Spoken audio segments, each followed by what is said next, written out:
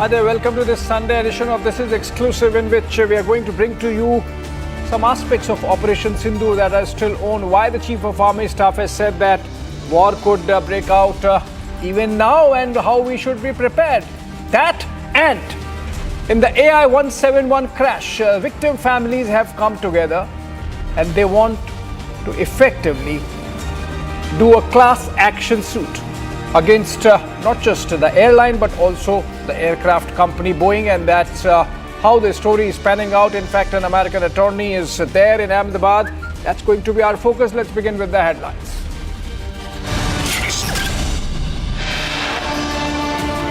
Months after Ahmedabad plane crash, American lawyer visits crash site. Families of victims file petition in a US federal court.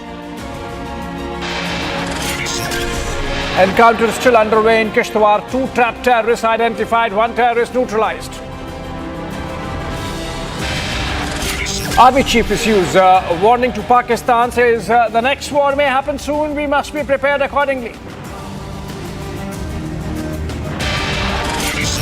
आज भारत दुनिया की fastest growing major economy है।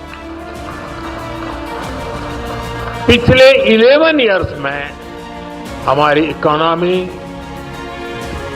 10वें number से top 5 में पहुंच गई।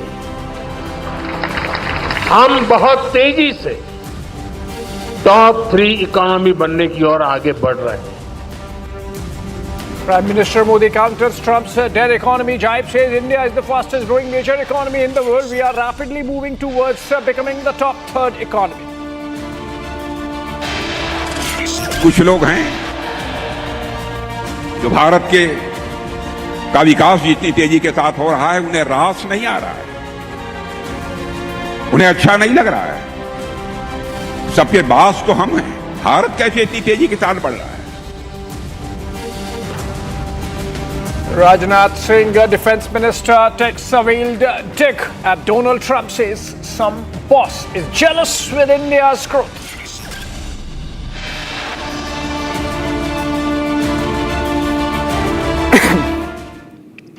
Welcome back, friends. American attorney and aviation and legal expert Mike Andrews has visited the Ahmedabad plane crash site just yesterday. This is the first time the lawyer has visited the scene since the legal process began.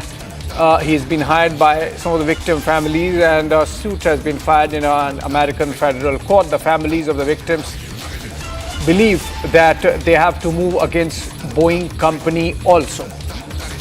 Andrews was accompanied by an aviation and legal team to the crash site, and he inspected the plane crash location from various angles. These are pictures we have exclusively of the American attorney. Of course, what is important is that he has been hired by families of the victims of the AI-171 crash. Let's try to understand the implications of this move.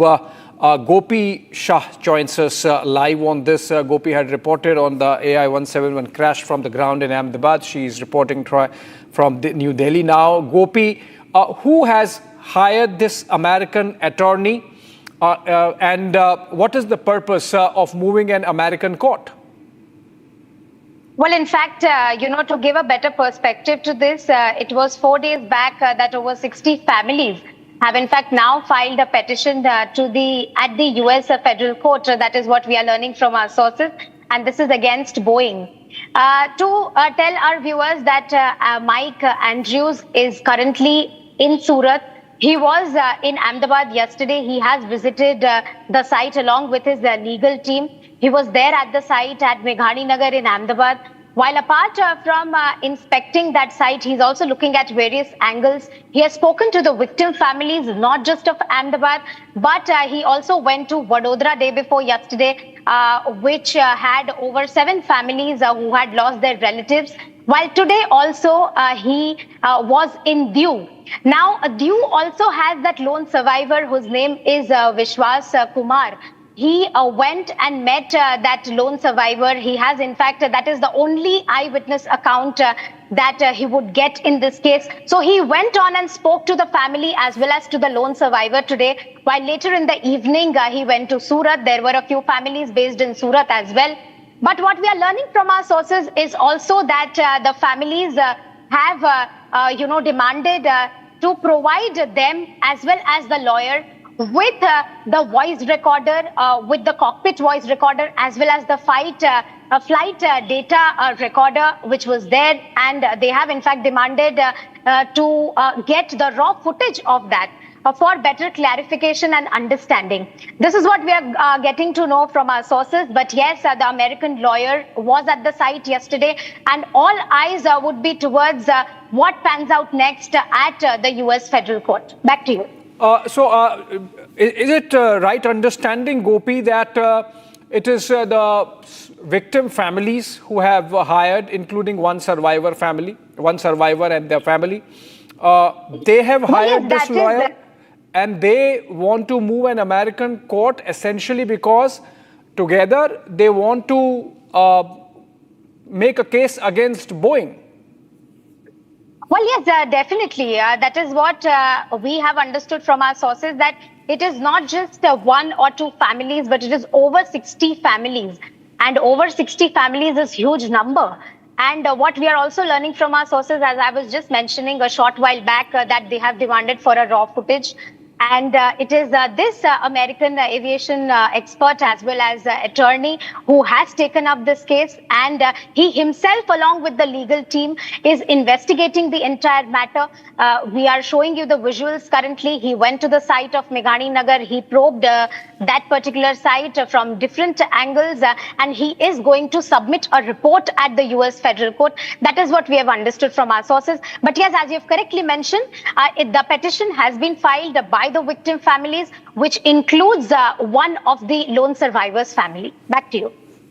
One final question before I let you go. All these 60 families of victims, Gopi, are they all Indian nationals, Indian families, or there are some from the UK also? Because remember in the flight, again, about 50 odd passengers were UK citizens, even of Indian origin.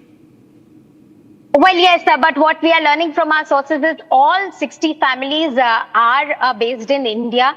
The ones who have filed the petition, they are based in India, and in fact, it is their relatives who are fighting a legal battle against the Boeing.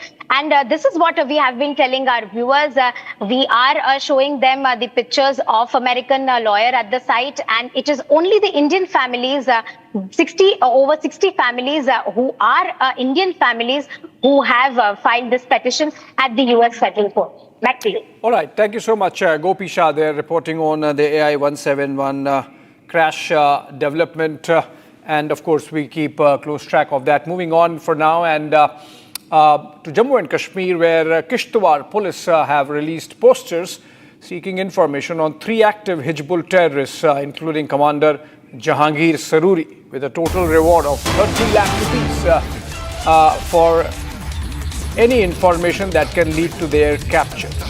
Saruri, Riaz Ahmed and Mudassir Hussain are wanted for their involvement in the killing of BJP leader Anil Parihar and his brother Ajit Parihar in 2018, as well as RSS leader Chandrakant Sharma and his security guard in 2019. The police have put up posters across Kishtawar town and in nearby areas urging citizens to share any information that could lead to their arrest, while ensuring the identity of informants that would be kept secret.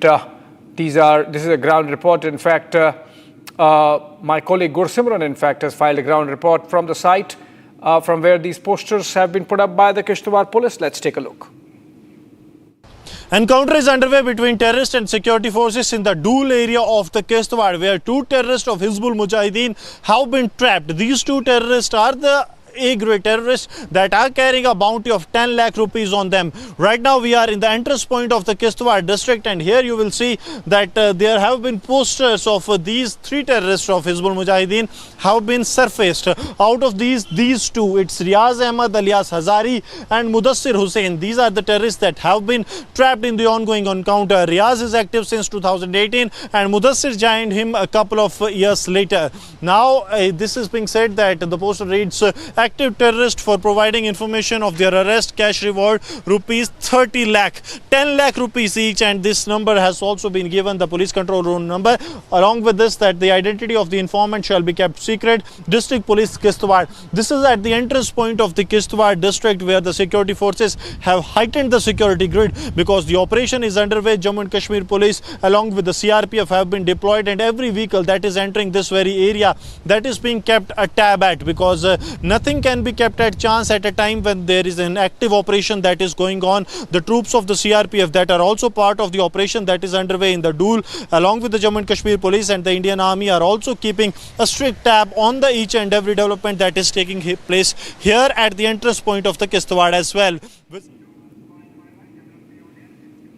All right, Gursimran, in fact, joins us live from Jammu. And Gursimran, any connection between the ongoing encounter and this Kishtavar police development about these Hizbul terrorists?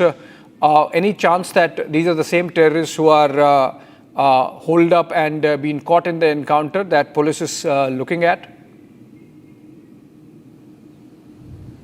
Yes, Abhishek, right now we are reporting from the Kishtavar district where the encounter is underway, and as you have mentioned that yes, there is a direct connection between the terrorists that have been trapped and the terrorists that have surfaced in the posters. I'll request, right now we are at the upper Malipet checkpoint of the Kishtavar police. Here you will see the visible deployment that has been done to keep a tab on these hilly areas, because the terrorists are active in the upper reaches. Now coming to the posters that have been surfaced, has been pasted here for the information by the Kishtavar police. These posters are surfacing these two terrorists because these are the ones who have been trapped. Mohammad Amin alias Jahangir Saruri is still at large. He's the longest surviving Hizbul Mujahideen commander over 3 decades. But these two, Riaz Ahmad alias Hazari and Mudassir Hussain, these are the two terrorists that are trapped in the ongoing encounter that is underway in the upper reaches of the Dool in the Kishtavar district. And they three are carrying 30 lakh reward, 10 lakh each. The police was looking for them for almost 6 years, that they had no clue about them.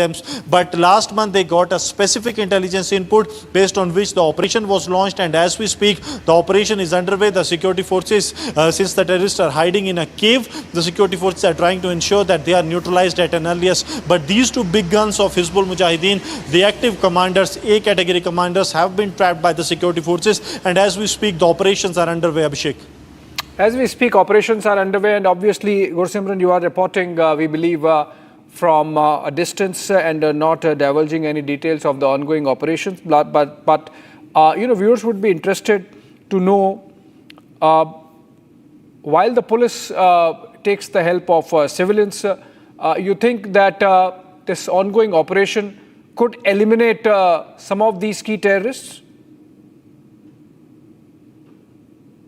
See, Abhishek, it is going to be a big success because the security forces are very hopeful that from this very cliff where the terrorists are hiding, the photo of which is also with the Republic Media Network, it is almost next to impossible that the terrorists will be able to escape. And with the elimination of these terrorists, it will not mean the end of the active commanders of Hizbul Mujahideen in Jammu and Kashmir, because Jahangir Saruri is somewhere close to his 60s. So he is not into the active action that the terrorists do in this area. He is into planning. But these two active, Mudassir and Riaz, they have been active, they have been instrumental in also providing help to the Jaish-e-Mohammed cadre that has come here. So they are the one who are the real threat for the security forces, and that's why this is a big catch for the forces, that they have been able to trap these two terrorists carrying 10 lakh reward, and now the forces want both of these to be neutralized at an earliest, because this will also bring closure to the two dreaded terror incident. First was the killing of Ajit and Anil Parihar, the father and uncle of sitting MLA of the Kishtavar, Shagun Parihar, and the second incident was killing of Chandrakant Sharma, the RSS activist, along with his PSO in the month of April 2019, Abhishek. Well, and do we hear of contact being established with these terrorists, or they are just sort of cornered? Yes, Abhishek. Yes, Abhishek, there has been active contact. Today morning, 6:30 was the first time when the contact was established, and following that, there have been two instances when there have been a retaliatory firing from the terrorists because they are hiding in a cave. That's why the operation have been delayed. There was an attempt to send in drone, but it could reach only to some 5 to 7 feet inside the cave. Now the plan is being made that how the next step will be taken, whether the special forces will be inducted inside this very cave or there will be some alternate method that will be adopted by the security forces. That is being worked upon, but for sure that the security forces are saying that they will not allow these terrorists to escape this time from the operation side, because it's the Indian Army, the special forces, Rashtra Rifles and the special operations group of the Kishtavar police that are part of the operations. All right, thank you so much, Gursimran, there reporting from Kishtavar and bringing us up to speed with an ongoing encounter and other developments connected with terrorists. In fact, this is exactly what perhaps Army Chief General Upendra Dwivedi meant by saying that not just Operation Sindoor is on, but that a war could happen anytime soon. He sent a strong worded message to Pakistan while addressing a gathering of students and faculty at IIT Madras. The chief said that the next war which we are looking at may happen soon. He emphasized that we have to prepare accordingly and fight it together, by which he meant that it's an all-of-a-nation approach that has to be there, including the civilians. He emphasized that future wars will require a unified approach beyond the conventional combat. General Dwivedi said that this non-kinetic war is one that must be fought together. Let's listen to him. I will not have time to explain the 4 quadrants, but the non-kinetic quadrant is something which you can start today. And the next war which we are looking at, it may happen soon, and we have to prepare accordingly, as already been brought out by Director, that in this we have to fight this battle together. This non-kinetic has to be fought together. So what are the deductions? That as far as whole of nation approach will be there for the next war, it is not the military alone which will be fighting. Let me assure you very clearly in this issue. As far as the grey zone is concerned, it's ever present, and this will remain. All right, let's decipher what the chief meant by saying that it has to be a whole of nation approach and that the war can happen. A war can happen anytime soon. Joining us, Colonel Anurag Shukla, defense expert. Very good evening to you, Colonel Shukla. And please help us understand. Please help us understand what did the chief mean by saying that there could be a war very soon? What kind of war is he talking about? See, we have been mentioning this for last 2 decades. There has been a likely of war in different zone. It is not that a conventional war we are looking. Like he just mentioned a non-kinetic war. What is non-kinetic? Non-kinetic means where we are not actually hitting each other with the force, but what is the method by which we are going to hit each other? Today is the world of information, and this information is one of the major tool. You understand, the media has changed perspective and narrative of everything which is happening around us. Presently, like the media is in some section of the society, we see presently also they are asking for saboot, we call it saboot, that give us evidence that whether this was happening or this was not happening. The same way, day before yesterday, chief of Air Force chief has to come out and give the numbers. He has to give the explanation. So here there is a section of society which is pushing the different narrative where they are pushing the agenda of enemy, or you say they are questioning the achievements of armed forces. So this is one of the non-kinetic factors and one of the features which we have to counter as a country as a whole. The army can do, the forces can do is go a direct confrontation with the enemy. But there is not they are just one factor in the war. The nation has to stand all itself. Everybody has to stand for the country, and everybody have to fight the war. In the recently concluded of Sindoor, we have seen that the major dent has been taken by the image for the hardware which has been supplied by the American and Chinese. So even the China, if you see today, our Raksha Mantri Rajnath Singh has narrated that this is, people are jealous of the achievement which Indian has just made. Our achievement and our self-grown technologies are being making all over the country, worldwide, everybody jealous. So we are looking forward where the army, Pakistan army has taken the 5th direct insulting defeat from India. and they are actually running forward to get another opportunity. They must be pushing USA and China that they should be given a much more advanced weaponry. So we are also ready. We are also undergoing a emergency procurement. A lot of things are being procured, and I want to assure the countrymen that we are looking for a absorption of much better and advanced technology all over the world. We are progressing much faster, and our homegrown technologies are so good that we have been able to defeat the so-called advanced hardware of China as well as European and Americans. So when we look for a non-kinetic war and the soon to operate or any time can be started, then the meaning is that we all should be prepared. We should be safeguarding our interest. We should be looking for the globally changing scenario, and we should understand that there may be enemy within us. We should not look for we should not listen to the rumors. We should not pay heed to the misinformation, but we should stand for the country, and we should be preparing every day for the next war which may happen. I just want to remind you in the last that Operation Sindoor has been paused. It has not been seized. Colonel Shukla, in which case, do you get a sense as a veteran that both the Army Chief today and the Air Chief yesterday spoke with a lot of pain that, they had to do so much of explaining that a section within the country, particularly a set of politicians, really did not believe what the Army and the Air Force and the Navy did together to Pakistan?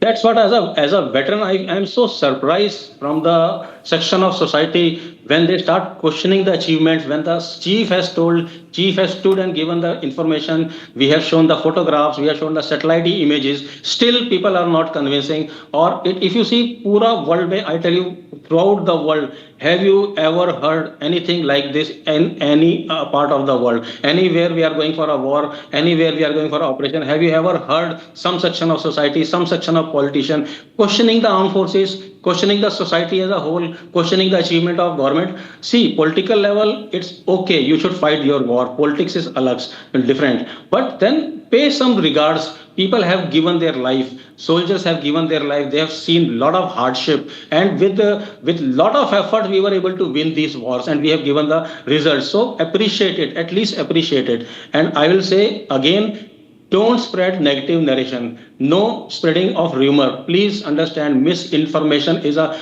biggest defeat, and this is going to be a challenge for India. Okay, Colonel Shukla, just hold on to your thoughts. In fact, as we speak, I am getting a breaking news development, which is that Pakistan's failed Marshal General Asim Munir has indulged in nuclear saber rattling against India from the US soil. He was speaking at a black tie dinner hosted for him in Tampa, Florida. And Pakistan Army Chief has said that should his country face an existential threat in a future war with India, we will take half the world down. Effectively, he's saying that Pakistan will destroy half the world in case of another war. So which means that's the nuclear threshold which Pakistanis would willingly cross. Is what General Asim Munir seems to be suggesting. And remember, he's speaking to American audience, and he's saying we will destroy dams if India builds them after abrogation of or suspension of our Indus Waters Treaty. It is clear that General Asim Munir has gone there with an agenda, with a purpose to fearmonger, to create hype around a war in South Asia. And despite the fact that India's response was measured, Colonel Shukla, Asim Munir doing this obviously to address the American audience and to sort of create a fear psychosis among them. So he is not alone. If you see for last three decades, Pakistan has been doing the same thing. They are just bluffing their nuclear arsenal. But in this last recently concluded Op Sindoor, we were able to hit the nuclear, pinpoint the place, and we were able to hit their nuclear entrance. And here, when the Prime Minister of India stood and he said, hey, the nuclear bluff of Pakistan is over. So we should all understand there is something which we know, which earlier we never knew, but today we knew. Pakistan is not in control of their nuclear arsenal. In fact, I always believe that it has never been a Pakistani nukes, it has been American nukes, and that is the reason when the first bomb dropped at their neighbor, that of American just jumped to create the ceasefire kind of situation. So it is all bluff, and he is in no position to monitor, neither operate, neither fire. Second thing, when we talk about nuclear bomb or all those things, we understand he is mentioning about dams. So obviously time is running out for him. Right. We have already floated tenders. In fact, Colonel Shukla, we have G.D. Bakshi joining us over the phone. Just hold on to your thoughts. If I could go to him. Very good evening, Bakshi sir. And, we are getting these reports that while addressing dinner event in the United States in Tampa, Florida, which is the headquarters of the U.S. Central Command, General Asim Munir has said that if next war happens, they will destroy half the world with nuclear weapons. He is nuclear saber rattling from American soil. He can pipe down. He knows what has happened in Op Sindoor. This is the third nuclear age, wherein India's integrated air defense has managed to shoot down 90% of its drones, 100% of its tactical ballistic missiles. The chances of any Pakistani nuclear weapons hitting India have been reduced by 80 to 90% because of Indian strong air defenses. The balance 20% chances have also been greatly reduced because India has the capability to hit the command and control centers of the Pakistani Air Force. They have destroyed the nuclear command and control base. We have closed the nuclear weapon storage sites so that the nuclear warheads cannot be mated with the nuclear missiles or delivered to the airfields for bombing India. Airfields like Sargodha and Rahim Yar Khan have been badly cratered. Rahim Yar Khan is still not operational 3 months after the war. What are you talking about, Asim Munir? Stop giving these gidar bhavkis, right? They impress no one. You can impress the female correspondents possibly in the United States. You don't impress Indian military professionals. Your nuclear threat is hollow. Let just get hold of that fact that the basic ground reality has changed, caused a paradigm shift in South Asia, especially after Operation Sindoor. Right. And if he is threatening nuclear weapons, I think he should understand that India's nuclear weapons are far heavier in kilotonnage than their sub-kiloton nuclear bombs on their nacelles. Their 1.5 power, 2 power bombs, they mean nothing. Right, Pakistan will be fried to ash. There will be no crops growing there for the next 700 years. Right. So let him not shoot his stupid mouth off and invite trouble. I think he's just sort of fear-mongering so that his American audience has all his attention. Thank you so much, General Bakshi sir, for that quick, perceptive response to this breaking news development. Moving on, Operation Sindoor emerged as a calibrated military response to an evolving pattern of asymmetric warfare, one that increasingly targets unarmed civilians along with military personnel. The terrorist attack on tourists in Pahalgam served as a grim reminder of this shift. India's response was deliberate, precise, strategic. Without crossing the line of control or international boundary, Indian forces struck terrorist infrastructure and eliminated multiple threats. The Indian Air Force has shared a video of glimpses of this heroic operation. Take a look.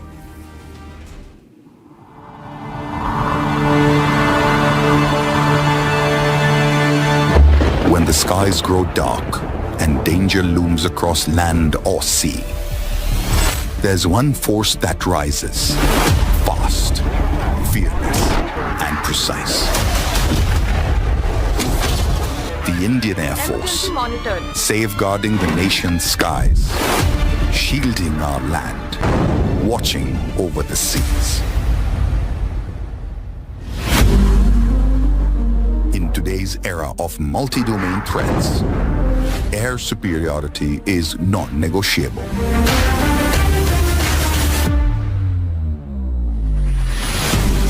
At the heart of our nation's defense lies a robust, integrated air defense network. Layered, adaptive, lethal.